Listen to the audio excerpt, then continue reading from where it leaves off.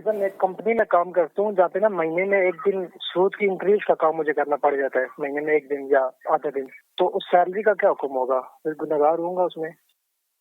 अच्छा, कंपनी में काम करते हैं, महीने में एक आध दिन कह रहे हैं कि सूद भी एंट्री करना होता, तो काम इनका ऐसा होगा अकाउंट्स के हवाले से ये दीगर, लेकिन महीने में इनको ये मुस्तकिल गोया कि लग रहा है कि जैसे कामों में से अब देखें इसका भी हिसाब किताब रखना। सूदी निज़ाम के अंदर ताउन करना जायज़ नहीं है। तो अब अगर पूरे निज़ाम को इस अंदाज से लेके चलना कि कितना सूद लेना है कितना देना है, ज़रा इसका हिसाब किताब करें, तो इसका हिसाब किताब चाहे महीने में एक दफ़ा करना पड़ता हो, 10 दफ़ा करना पड़ता हो, या सूदी मुआहदे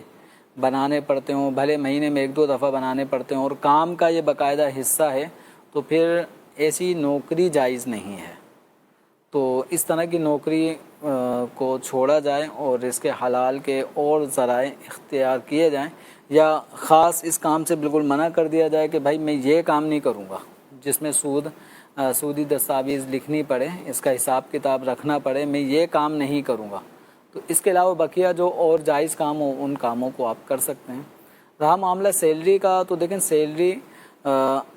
बाकायदा हराम काम को तय करके कि आपको ये करना पड़ेगा, इसके हम आपको 2000 रुपये देंगे, इस तरह तय नहीं होता। बस ये तो 8 घंटे या 6 घंटे, 8 घंटे 6 घंटे टाइमिंग का इजारा होता है। तो उस इजारे के वक्त में कोई भी काम अगर लिया जा रहा है तो उसमें हलाल काम या हराम काम जो भी लिया गया, तो हराम काम करना तो हराम ही रहेगा, नाजायज़ रहेगा, गुनाह रहेगा। लेकिन जो आपका इजारा सैलरी मिल रही है वो वक्त की मिल रही है। तो इस एतबार से रहा मामला सैलरी के जवाज़ अदम जवाज़ का, तो ये तो पहलू एक जवाज़ का रहेगा, लेकिन आप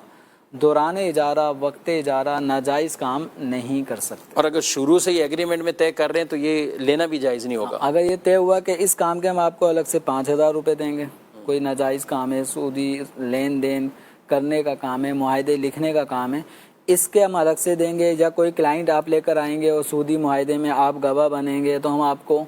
इसके कमीशन में इतने रुपए देंगे,